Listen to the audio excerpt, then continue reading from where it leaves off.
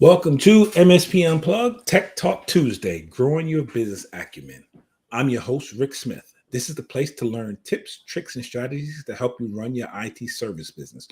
Whether you're a one-person shop or you're leading a team for the journey, this is the place for you. I'd like to go ahead before we get started, introduce my co-host, the one, the only, the famous and infamous, Mr. Paco Lebron. How are you today, Mr. Lebron? Like I like to say, better than I deserve, Rick. Better than I deserve. Oh, that's good. That's good. We're doing a little earlier edition of MSP Unplugged today, just we got a few things going on in the evening today, so we wanted to make sure we continue to provide you guys, stay on a consistent basis with the show. And speaking of shows, Mr. Paco has something to say. I do. Oh, you must be talking about my favorite thing I love to talk about, and that is TechCon Unplugged. TechCon Unplugged is September 16th to the 18th at the Chicago Rosemont O'Hare area at the Hilton. More specifically, Hilton Rosemont, Chicago O'Hare. There, you're going to be able to meet like-minded business owners to really get actionable items and bringing the IT community together. But we've been talking about this now for going on 7 months. We are less than 60 days. Can you believe that? Less than 60 days from TechCon Unplugged. And we are super excited. We got a lot of good stuff. We got a lot of returning stuff. We got a lot of even better improved stuff. So what I'm really super excited about, we got a lot of stuff, is what I say. But specifically, what I'm really excited about is the feedback that we received from all of our community from our last two shows is having breakout workshops, breakout sessions that are really tangible from our peers talking to our peers. And we have a lot of great ones. If you go over to our website on techconunplugged.com, you'll see a full agenda on there. We're still updating those as they come on. We signed some new vendors as well, waiting for the ink to dry on those before we can announce them. And really, the breakout sessions is really going to be great this year. We made space for us to have 6 individual breakout sessions that will repeat each other on both Saturday and Sunday. But the biggest piece of it is we're going to have things like optimizing Wi-Fi and really trying to figure out, all right, how do I figure out this damn wireless network? We're going to help you optimize Wi-Fi, how to get your documentation in line and really figure out what's the best way for documentation. Because as our good friend John Dubinsky has mentioned at the last TechCon, documentation is life. Last but not least, we have the ability of, are you ready to take on an employee? Are you ready to expand? Should you be thinking about outsourcing / really extending your ability to support your clients? We're going to have that and so much more. Head over to techconunplugged.com, get your tickets while they are there. It's going to be a great time. And then also we are aware of the times now. So if you are looking for maybe a discount code, reach out to your favorite Facebook group. The admin / owner should have one.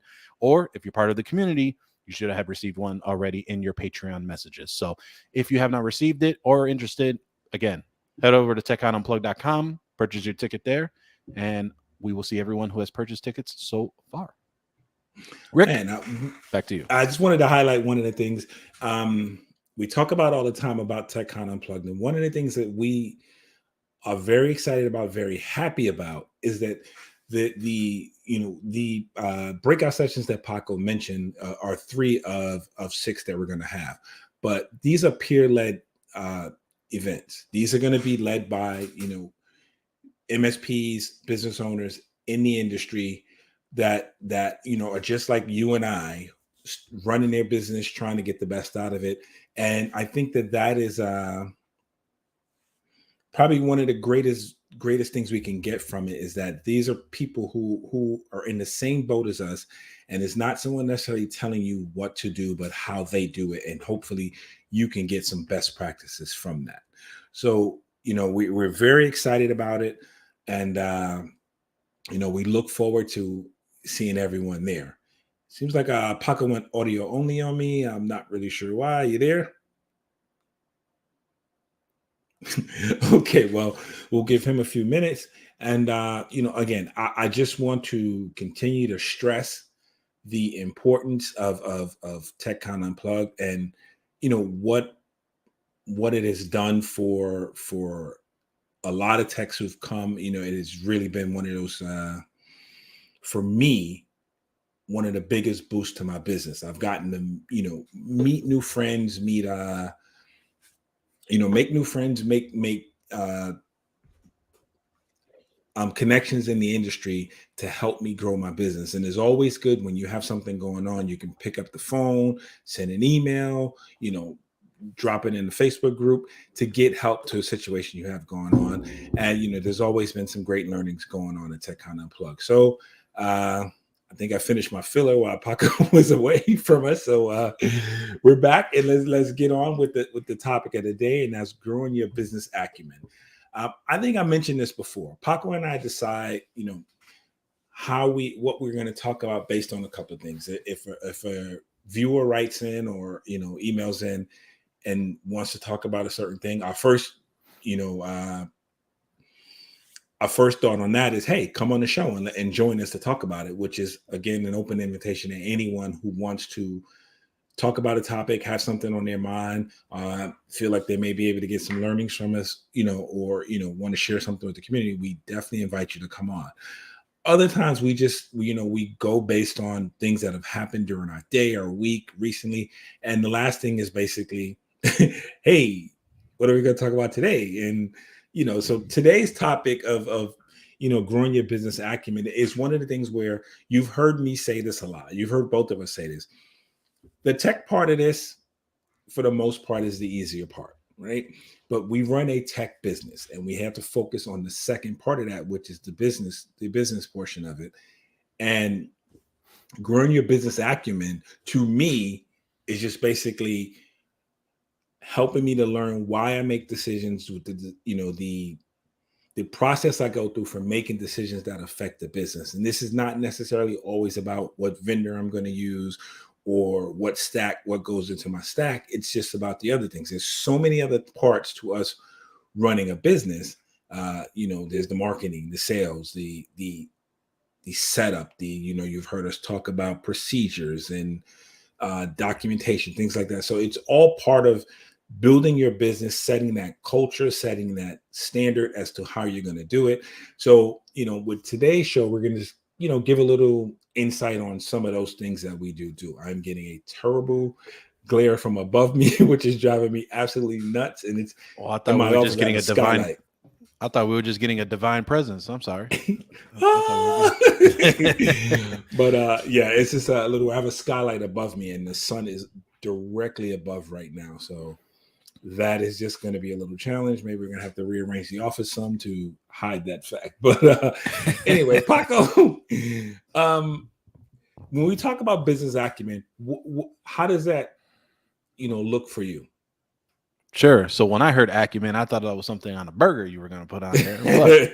But, business acumen, I think for us, it's, how are you trying to really drive home on what you do for business, right? And really trying to figure out how you're going to, shape up and do what you got to do for your business and so forth and so on, right? Kind of what you just mentioned.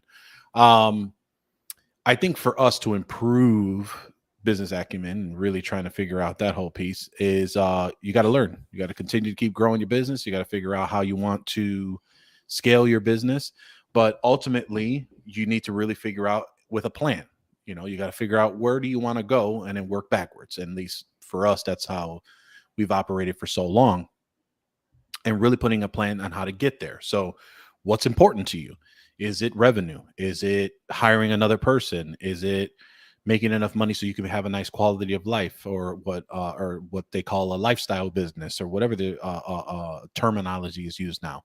So it's a lot of those things you got to try and figure out what you want to do and then put a plan to there. So for us, we're just trying to make sure. So we actually took a couple months off to try and make efficient and kind of do stuff for ourselves internally here.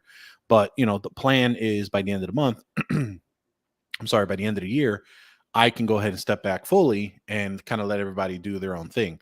And which so far, that's kind of where it's been happening. But how do I improve the business for that? Like, how am I learning? How am I making sure that that is the right choice? And what am I educating myself against that's what others have done, and this is how they have found success, things like that. So that's some of the things that, at least from my brain, that's what comes up to what business acumen is for us. Okay.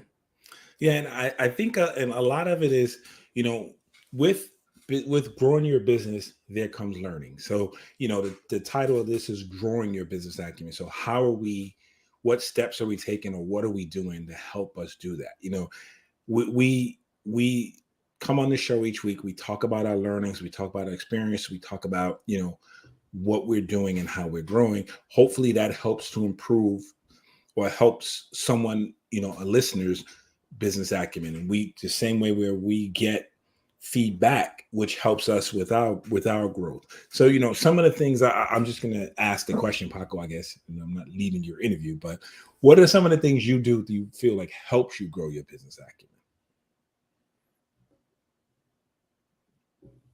Things like that. And for those that are listening, I'm just pulling things out of the air. No, I'm kidding.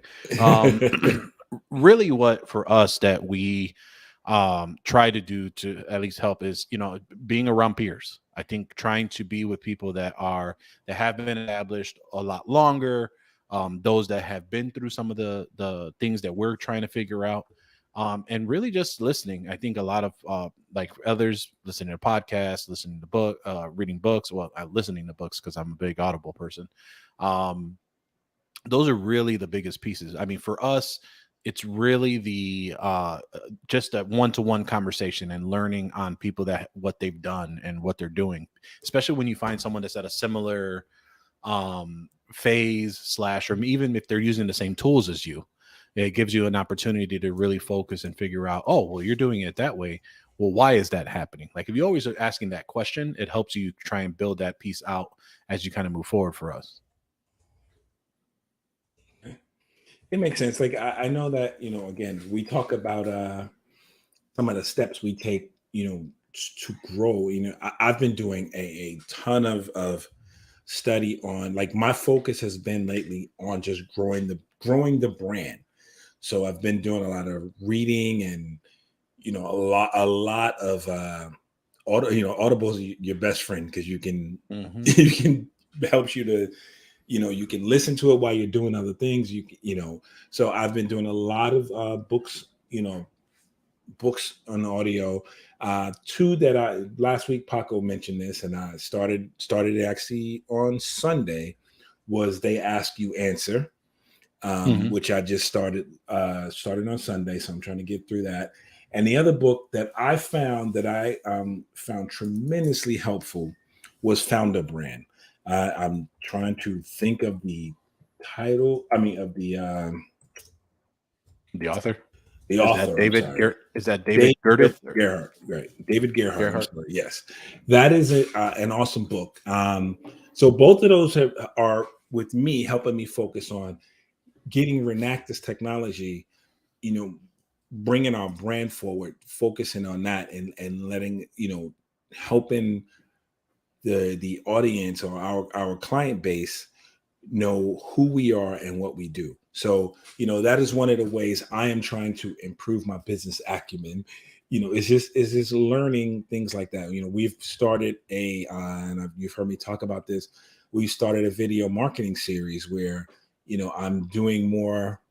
As you can tell, I'm not the smoothest behind the camera, but, you know, I'm doing more, forcing myself to talk more about my company, about what we do. I would like to do some, you know, webinars, some public speaking, things like that. Just basically talking about the company, how we can help, and, you know, get a sense from potential customers what it is that they're looking for. Because, you know, that's the other thing we have to make sure of. And I'm learning this from the They Ask You Answer, is we have to be, you know, assured that we understand what our customers are looking for rather than assuming we know. Because I think that is the problem. You know, a lot of times we say, hey, they need this, this, and this, and they may need those things, but it's not what's forefront in their mind. So it's I'm trying to grow my business by growing my ability to gain knowledge to help my customers, if that makes sense. That makes sense. I think another good book, if we're talking about books, on the mentality and what's the best way I want to say this? So as everyone knows, we're all going through hard times right now with the environment and things of that nature of what's going on, inflation, etc. It's very hard to prepare for change. Things are at an all-time high for equipment. things are more expensive as they should be. Vendors are getting acquired. There's a lot of change that's happening to us, and a lot of us don't like it. We don't like it a lot. And so the book that comes to mind is one that John Davinsky actually had me read, because I forgot what happened. There was some significant event in my life, and I was just kind of all negative, which it's kind of less now, but before it was always a negative comment every single time. And it's called Who Moved My Cheese by Spencer Johnson. Very quick read. I mean, literally that small. They even have a kid's version of it. And this was a really good book to understand that you either have to adapt or you're just gonna have to go to the wayside. And it's such a great book to understand that, and being able to read it in this fiction / also bringing back home of the story they were telling. That's something that we all have to kind of make sure that we help with our mentalities of change, and how do you take on change as best as possible. And you are on mute, Rick. See, I told you I'm still working on this video stuff. But it definitely brings to mind. I was listening to a podcast yesterday. I think it was the MSP Business School, and Dave Sobel was on. And one of the things he talked about, it's funny you talked about, we don't, as technicians, business owners, we don't necessarily like change. And it's funny, we're right, but we're in a technology business where things change all the time. Our vendors innovate, technology innovates, our vendors innovate. We've forced our customers to innovate, but we are stuck in the mud about doing things our own way, right? Or not wanting to change. And that is something we have to learn. We have to adapt. And I think one of the things to help, when we speak about business acumen, it's being able to look forward to things that will be changing for us, because the model that we do the as MSPs, I'm not saying it's going away, tomorrow, but it will, there will be innovations, there will be change, and we do not want to get caught with our pants down, basically running an old model when that no longer is necessary, or that no longer is relevant. So, again, these are some of the things we're talking about when we talk about business acumen. So I try to keep my knowledge relevant of what's going on in the industry, of what's going on, with my clients, my customers. So, that just means I do a lot of reading, a lot of research, a lot of podcast listening or YouTube video, whatever it is, just to help me stay on the cutting edge. Now, again, that doesn't mean everybody I listen to is going to be correct, or their way of doing things is the absolute right way, but it does give you a little bit of foresight, and it gives you some knowledge to help you develop things to do it the way you necessarily what fits for you. And I think that's what the important part of this is making sure that as we adapt and as we change and as we grow, it fits into your mold and not necessarily somebody else's. Because again, I've learned this more so now than I ever have in the past.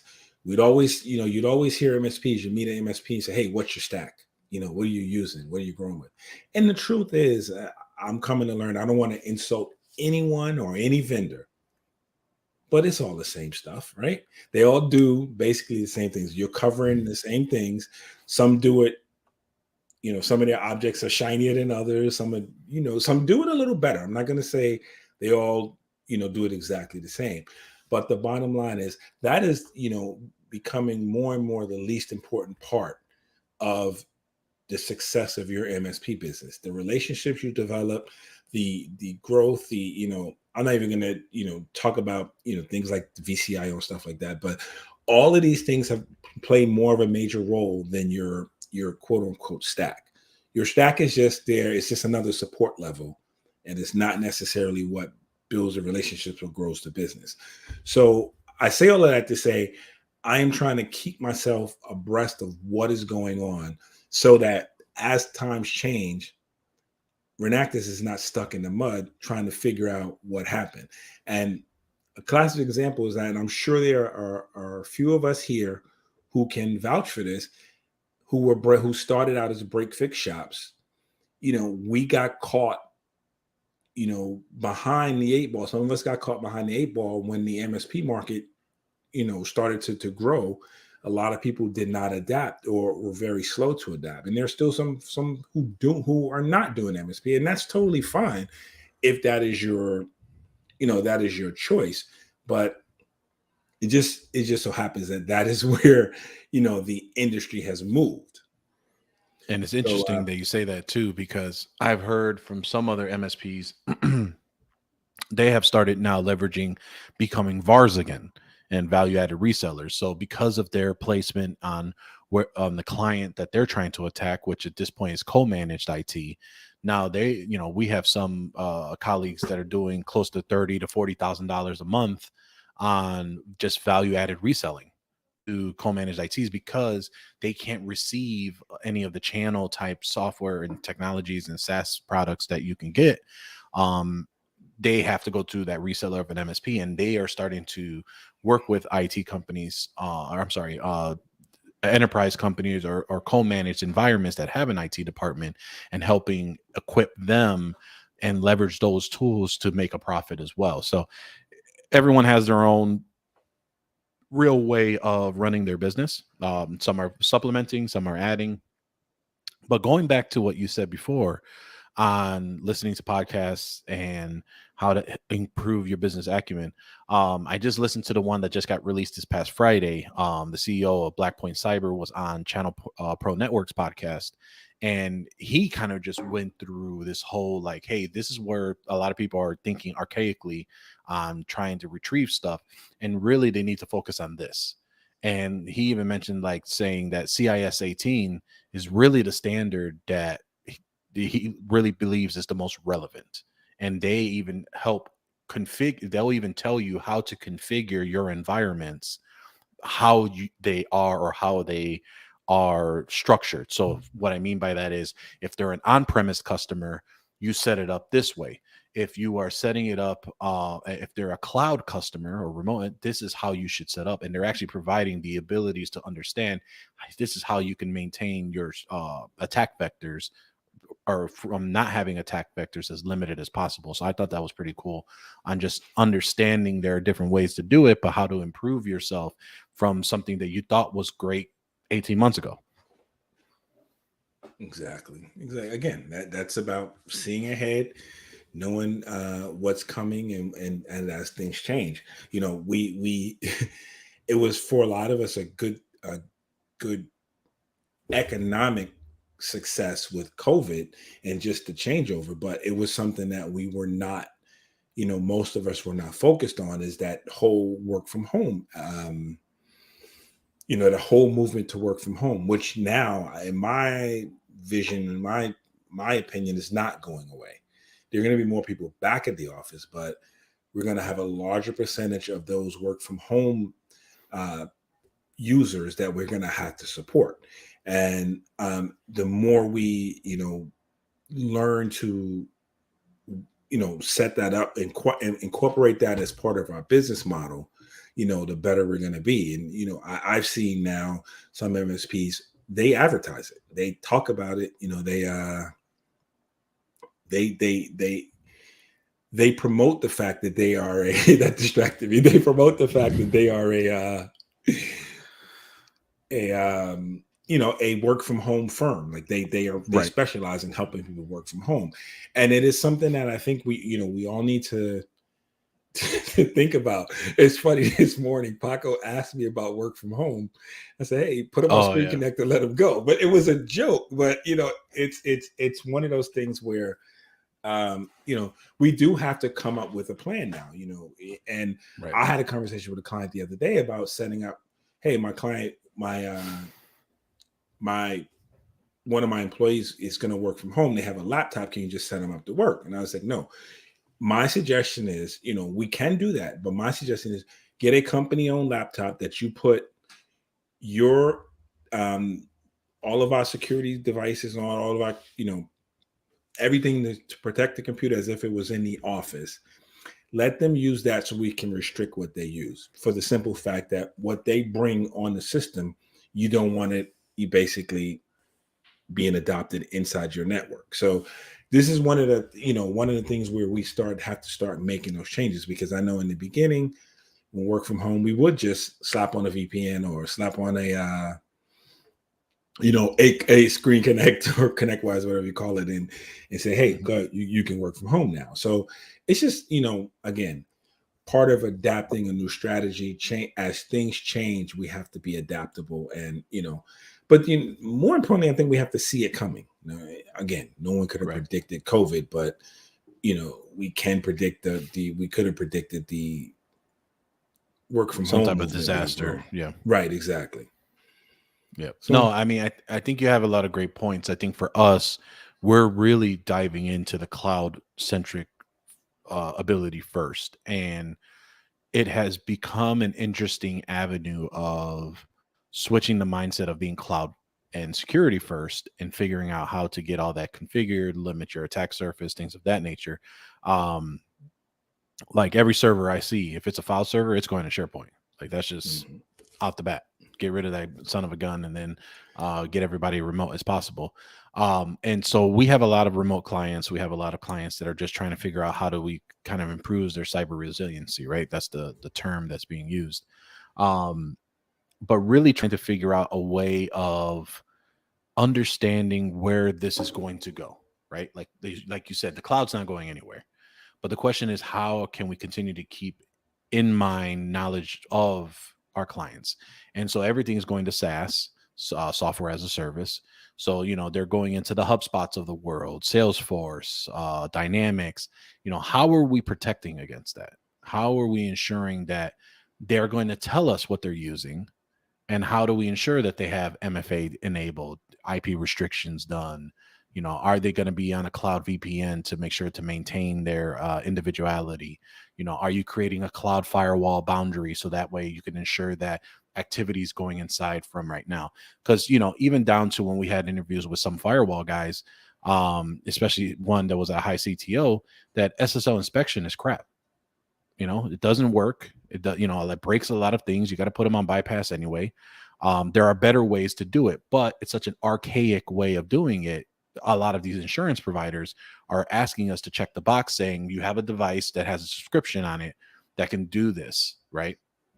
And by all means, anyone who wants to correct me on that, feel free to email us and reply back. But I think the biggest piece of us is we need to get ahead of that. We need to understand how do we protect our clients, because, I was having a conversation within our business about a couple of weeks ago, which a very good point was made, where how many listeners have a firewall that's configured, but does not have the man-in-the-middle SSL inspection on?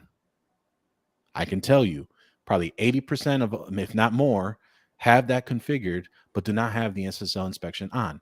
And I can tell you it's not doing anything, because if it's not configured properly, you're not seeing all the traffic that's encrypted anyway, right?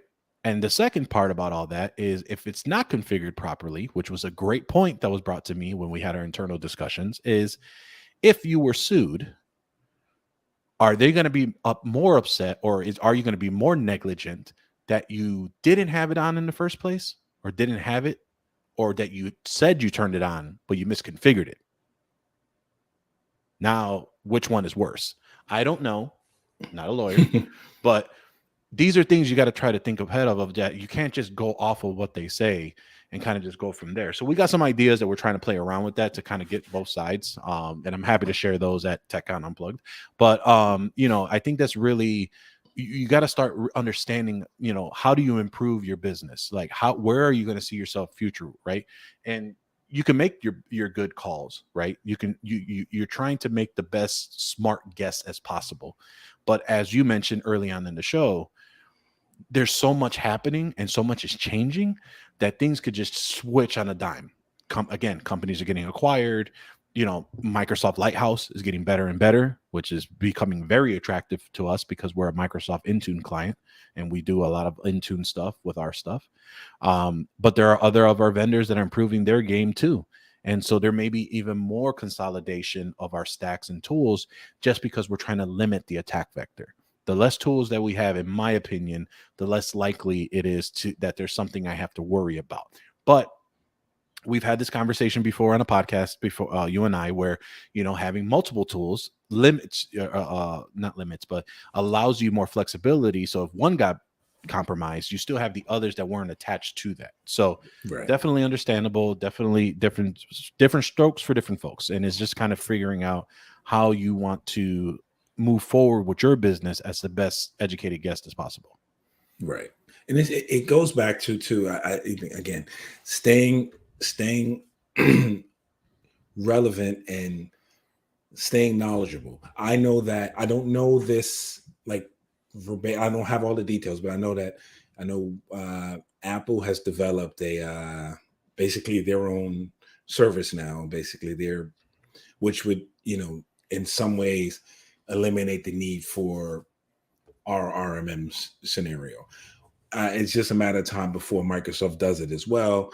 Now, that doesn't make us irrelevant, but it makes us have to adapt, because if they're, going to offer something that may be built into Windows, some clients may see it as an advantage, some may not. It's just, it all depends on what's what their industry is, what they need, what they want to deal with, what they don't, and every customer, every client is going to be different as well. But it's just, again, staying relevant, staying, knowledgeable is extremely important. And I'm not going to stop saying this because it's very important. We have to focus on the business side of running a tech business. And, because I honestly think the tech part is easy. And that's not to insult anyone or say, I think it's because we're all technicians. And for the most part, we're technicians running a business, right? So we focus, we put our energy, our efforts, our training, our desires, all of our extra free time into studying how to keep a client safe, what this vendor's product does, what this does, and those are all relevant. Don't get me wrong and say that they're not relevant, but at the same time, you have to be able to manage the second part of this, and that's that business. And it goes back to just what you talked about the firewall.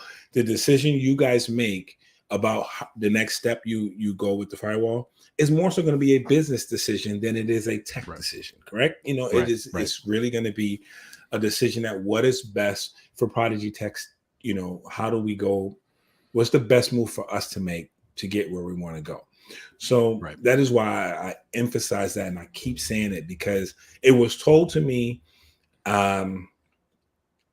by someone outside of my business, just hearing me talk about it, is that you put a lot of effort into all of the tools and the toys and all of those things, and the stack and all that. And you guys have heard me say this before. I think I said it at the last TechCon too. I'm a great tech, but I suck at the business part of this, and I want to flip that around. I want to be a knowledgeable, successful business owner as well as a technician. So it's just, those are the things when I see when I talk about growing my business acumen, and it's learning, it's finding, it's finding mentors, it's finding people you can lean on. And I'll say this, I've said it before and I'm not afraid to say it. I'm older than Paco by a couple of years, but I learn a lot from him. You are? Not a couple of years, by a few years, as you can see here. But anyway, I'm pointing to the gray in my beard, but that's just stress though. But anyway, you got 3 daughters, of course you got stress. Yeah, that's really what it is. 3 grown daughters now. So but that is, I find I talk to people, never afraid to talk to people who know more than I do, who I can gain some knowledge from, who can, basically, for lack of a better word, school me on what's happening, right? Whether it be the technical side or more so the business side. But, I think we all just need to search for that. We need to find people that can help us, that can, help us grow, that we can support, we can help. Because, again, I say this too. I'll meet somebody like Paco and I are great friends. We talk about business all the time. I'm not afraid to tell him what's going on, where my shortcomings are. And he does the same. and we feed off of each other. There are things I know or I can suggest to him that he didn't necessarily know, and vice versa. I think it's more so on his side to me, but whatever, it is what it is. But but we learn from each other, and part of what I'm saying with all of this is growing your business acumen. It doesn't necessarily always come from just reading or listening to somebody. It comes from talking to somebody, and they don't necessarily have to be a technician. They don't have to be an MSP. Let's put it that way. They can be doing anything that you can gain some knowledge from to help you grow and help you improve your, I'm gonna keep saying it, grow your business acumen. So there's a couple of things, right? I think we have a comment in the YouTube side that they've mentioned, business part is a hard thing to do, and especially when it comes to sales. Now, I have a funny story, and the reason why I highlight that is because sometimes you don't know what you're good at until you've been pushed to figure it out.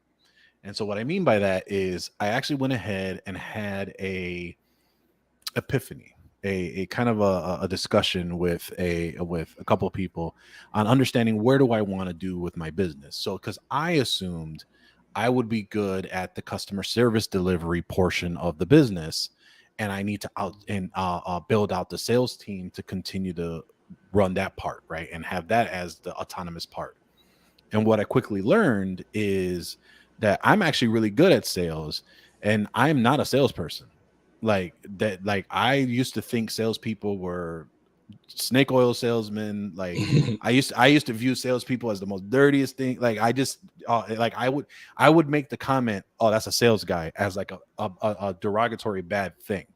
And so what I've learned over the years, especially since 2017, which is when I really got serious about sales, was I listened to a lot of the mentors and programs and stuff like that.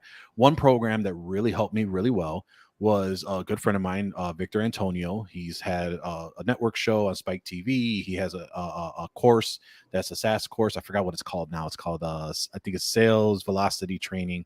We'll put the link in the show notes. But that's an ongoing SaaS thing that he continues to keep putting content on, and that's what I'm using to train my salespeople. So going back to why did I think I was good at sales is because I was handling the customer service delivery part on it, and we were doing good, and I was involved with everything and so forth. But the sales side was just going, I mean, there was just no structure, there was no talent, and the people there were not taking it as serious as I was at the rate that I wanted it to be. So I ended up flipping it. I ended up building out the customer service delivery team without me. And now that has been going really, really well. And now I'm focusing on sales, and I'm getting more return on my investment of the time and figuring out what to do from there than if I were to do the switch roles. And sometimes you have to go through that to understand where you are as far as your traits, what you're comfortable with. And sometimes you just grow into things. And so, as you mentioned, Rick, hey, I'm a tech side. I would like to go more into the business side. There's so many obviously good resources. And as you fold into it, it's such an interesting journey if you look at back and forth, which I implore you to really take inventory of where you're at now versus where you were a year ago, 2 years ago, 3 years ago. And you will see how far you've grown in a position that is so huge, because we're always focused on I'm not there yet.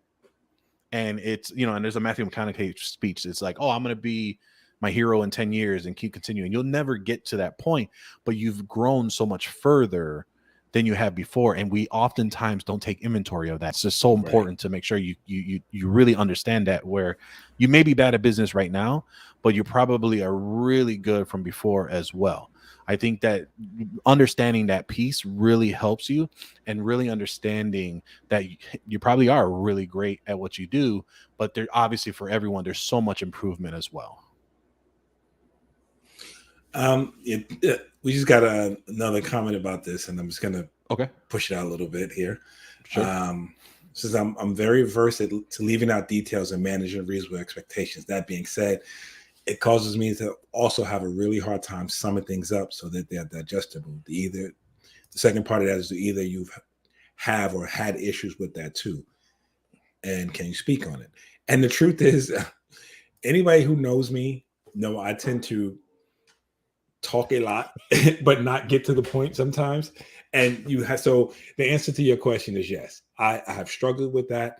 I've trained myself now, and it goes back to something Paco said. So I just wanted to make this comment. Latrice used to do the sales portion of this, and I handled the internal.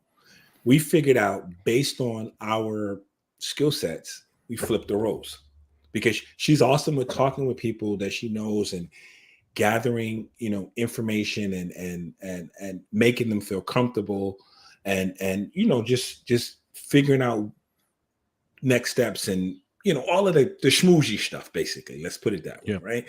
She's excellent at that. So she has taken on that role, and I've been going out now doing like having the conversations with prospective clients. Now,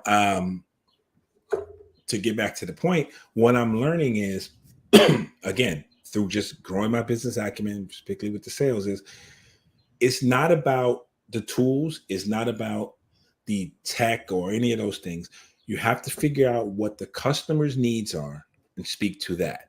So I've forced myself to, when I go out and speak to someone, whether it's on video or in person, is to limit what I say to 3 minutes or less each time I speak. And the reason I do that is because you can go on and on and on and you lose the person you're talking to, right? What you want to do when you're selling, or I don't even want to say selling, when you're introducing a customer or introducing a potential customer to your business and what you can do, is you want them to talk more than you do, right? So you really want to give yourself some kind of mental note in your head to just say, hey, I've gone on a few minutes more than I want to or I should, and let them talk. So find a way to wrap it up. And it may sound weird, and a friend of mine taught me this. It may sound weird that you think you abruptly stop what you're saying to go back to the customer, but they only heard about 10% of what you said anyway, because you're talking a lot of times you're talking about stuff they don't know, or you didn't directly answer their question. So what they do hear though is what you asked them, right? Or what if you've given them something that affects what their issue is. So I've learned, I'll just say it this way, I've given myself that 3 minute. If you're talking more than 3 minutes and you haven't allowed the customer to talk, you're talking too much. A lot of times we do that because we're excited, right? We know our stuff. We talk about it. And then sometimes we're nervous and we think we have a tendency to over explain. Like, Right. My kids always say you mansplain things or you dadsplains things to me. We have a tendency to over explain because we think our customer or whoever we're talking to doesn't get our point, which is what I'm doing now. So I got my mental clock on. I got about 12 seconds, but so that probably I think is one of the answers to that, is to limit what you're saying and try to be as specific as possible. And it's not easy, and it will not happen overnight. So it is just one of those things where you just have to, focus your time, focus your energy on making sure that what you're talking about is actually relevant, because then, the potential customer feels like, you may be able to help them because you've answered their questions and you did not monopolize the time talking about you and what you do and the super, firewall that you're going to put there that's going to block all of the, gigabytes of data that could harm him. So that is my suggestion on how I'm learning to attack it. And I did go over my 3 minutes, but I was gonna say 3 minutes and 36. Nah, I really didn't know how long you were going. But no, to take what you said a step further, yes, I'm a huge rambler. I drive myself up the wall because I hear myself with the word vomit that continues to come out as I'm talking.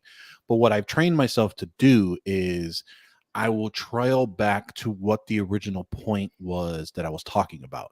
So when I realize that I've been rambling on for so long and I know I lost a customer already, what I'll do is the trick is saying, and that way, circling back to what we were originally talking about, because I think we've gone a little too far, is driving this back home. Here's what we need to talk, and I reframe it back into the conversation. I did this morning where I was trying to explain to someone they're having a bunch of email problems. They held off on a Microsoft 365 migration for a couple of weeks.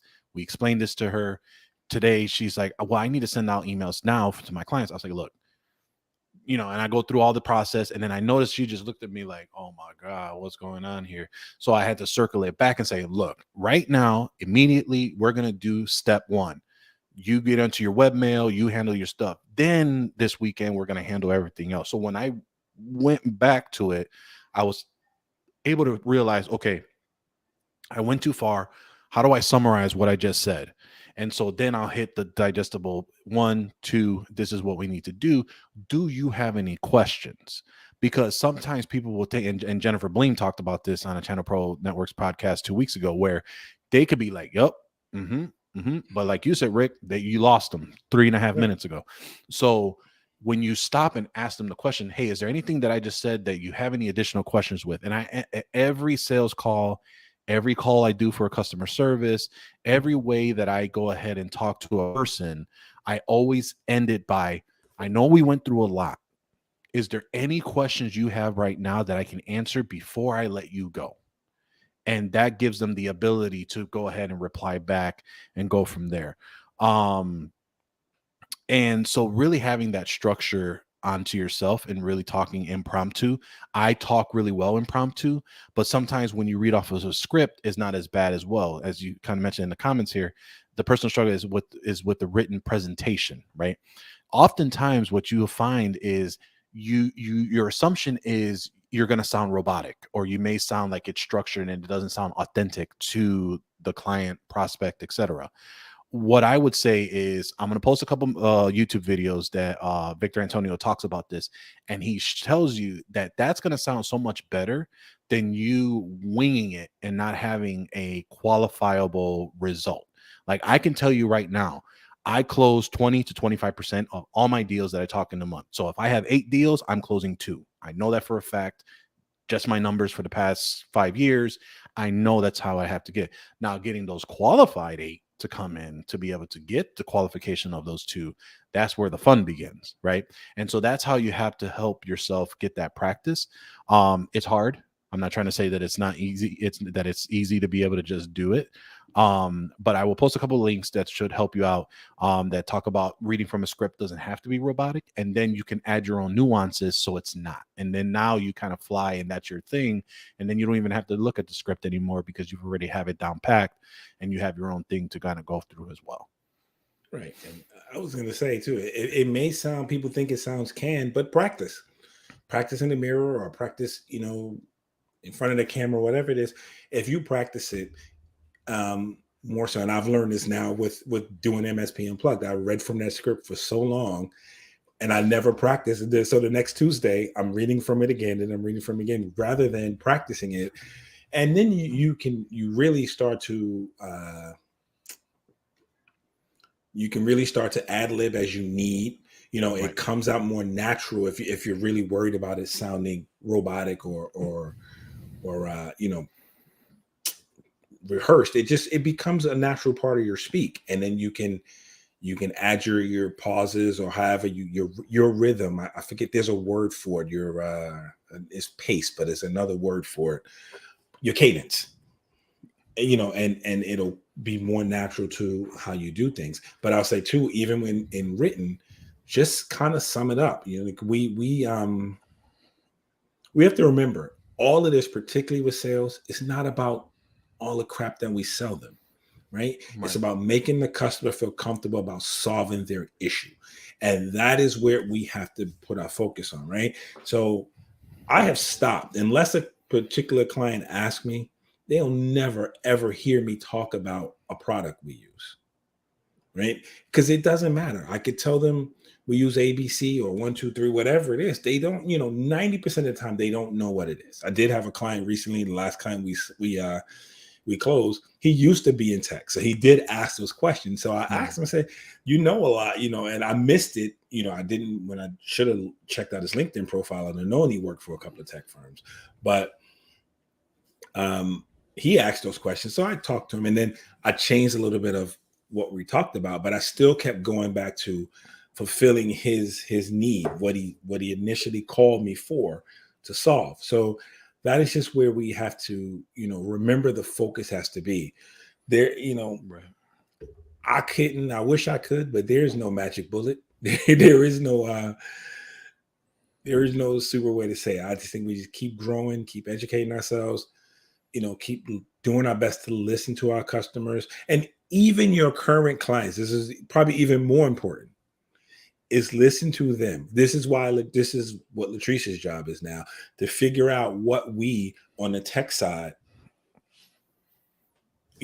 are providing to our client, but what we're not providing to them, or what they are not getting, or what they're not getting, because that's just as important as what we're delivering. Because if they decide to one day pick up and leave, or Paco comes in and talks to them, and he listens more and sells them on the stuff that really concerns them. By the time that happens, you're screwed. So make sure you use those techniques to cover your busy, cover your six, watch your six. Because just because you have a customer and they're working with them doesn't mean you'll keep them if you're not, keeping up the process to do the right things with them and have conversations with them and not make them feel as if they are just a number on the board. Yeah. So I'm thinking we've kind of maybe beat this up a little bit. I do want to say this. One of the things I'd like to do, and Paco and I talked about this, but just having a recommendation for a book or something, or some kind of what's the word I'm looking for? Some kind of like a resource. Resource. Thank you, Paco. See, I'm still working on the words. Like a resource Thursday. Yeah, but that we can point, each other to for help. Hey, this helped me. This podcast, this book, this such and such. I'm gonna push more for that in the Facebook group.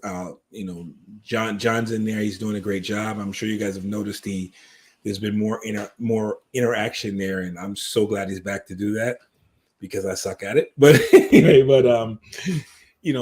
basically to try to get each of us to help each other with some of the, if you're reading a good book, drop it in the Facebook group, or drop it on the show, or send us an email, and we'll talk about it we'll put it in the show notes and talk about it on the next episode we do.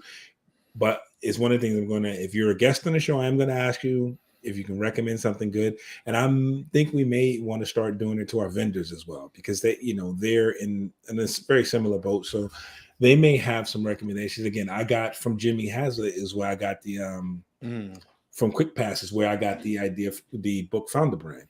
So, it's the knowledge is out there. So, and you hear Paco and I talk about this all the time. I listen to a lot of, and I don't consider them competition, but I listen to a lot of podcasts, tech podcasts from other MSPs or other, people similar to us or in the industry to gain knowledge. They help, help me grow my business. And I'll always, when I hear something from them and we talk about it on the show, I'm always going to give them the plug and say, hey, I learned this from such and such on this podcast, is when I can remember where I heard it at. But that's hopefully everyone has gotten something good from this, something positive from it. And Paco, I'll stop talking. I'm sure we're over my 3 minutes again, and I'll let you sum it up. Yeah, no, I mean, I think two things. One, do what you can with what you have, and don't stress about the little things, because eventually it'll all kind of piece together. You'll be further along as long as you do that 1%. If you got that 1% going, you're 1% better. And if you continue, it all adds up. So that's what I would say for that. If you're completely lost and you just need a good talking with someone, obviously we're here available to you if you have any discussions, questions, things of that nature. But someone that I really respect, who has a really brilliant mind on just troubleshooting and really thinking about it, is Tim Coach. So Tim Coach over at Grading MSP, he used to work at an MSP before. Hung out with him a couple times when he was here in Chicago, talking with myself, talking with my good friend Andres Quiros over at Green Inc. or Green Tech, and him listening to a problem or that someone has and him really thinking and diving into it has been so interesting to see, and but valuable in the conversation. There's no filler, there's no whatever. So he just has a really great mind on trying to do that. So you let him know that I sent you over to him. You can find him on LinkedIn, Tim Coach, or if you're at TechCon, you'll be able to talk to him there. But yeah, we've built a really great rapport. Such a great mind on what's going on with that. So if you have any questions or just poke him, just let him know I sent them over to you, sent you over to him, so he doesn't think you're trying to sell him something. So now we'll go from there. Yeah, I was going to say he's going to be at TechCon, so it may be a good time that if you can find the time, one of those, as we say, spontaneous group or individual one-on-one conversations, that we can gain a lot of nuggets from. So I think, and we have a lot of vendors as well. There will be a lot of, to go back to TechCon a little bit, because I love TechCon, and I'm sorry, I'll keep talking about it, but there will be a lot of vendors who have been MSP business owners or have a lot of knowledge, that they can share, and not just about their product, but just about helping us run our business. Because again, this is the whole idea of this is about growing your business, and strategically, the vendors and the people there are people who are sharers, or they're willing to help, willing to give information, willing to take the time, and it's not necessarily always going to be about what's in it for them. Because again, I think we've talked about this maybe once or twice. A lot of times what's in it for people who get to share is just they get to love the idea of just being able to share information they have. And that is all that's quote unquote in it for them. So, again, I do encourage you, like as Paco said, I'm not going to speak for Paco, send people to Tim and say, hey, tell him Rick sent him, because I've only met him once, but I am going to, so remember, Paco. Yeah, if he gets mad, he can blame me. If he gets angry, so that's fine.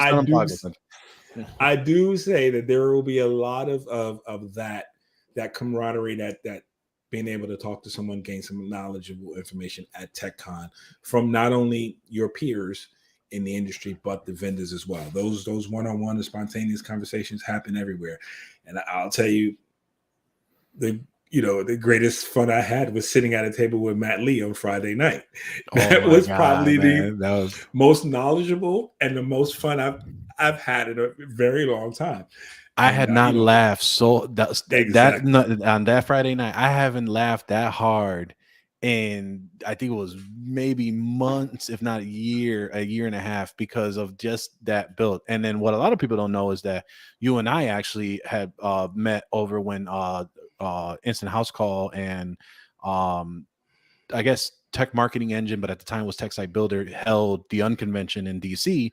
You and I met at the after hours social there at the bar, brought up a conversation. We were chatting it up, me, you, and John, and Cristobal Rivera, and we were just having a great time. And since then, we just kind of expanded and our friendship grew from there. So it's a great community. Like it's something that we take for granted, and there's a lot of places that have great communities as well, but we're really proud of ours because it's a very intimate set of bunch. We're growing organically. There's a lot of people. I mean, there were stories we heard that, one of our members helped someone else because their car was, they hit a deer, I think, or something. Their car was stranded to the side of the road, and one of the members came over there, and they met. From my understanding, I think they met in the group or at TechCon Unplugged, and so and now they have that rapport because they were nearby. So it's things like that that's pretty awesome to hear, and that's really what it is. There's really no fluff. We're trying to give back to get the actionable, things back to your business, and hopefully we make a difference, and we'll be able to hear a couple of those stories here as they come along. Exactly. So we're gonna wrap up here. We'll say go get your tickets at techconunplugged.com. But we would like you to tune in every Tuesday and Thursday. You can watch the video podcast on MSP Unplugged. YouTube.com/MSPUnplugged.com or Facebook.com/MSP Unplugged. Like, subscribe, hit the notification button to be notified whenever a new episode is available. I did skip the LinkedIn, which is just basically find us on hashtag MSP Unplugged. rather than all the other long stuff that you have there for it. You can also take us on the go with your favorite podcatcher app. We're on Amazon Music, Spotify, Apple Podcasts, and a bunch of others. But again, Paco and I would definitely like to thank you for listening. We'll see you next time on MSP Unplugged.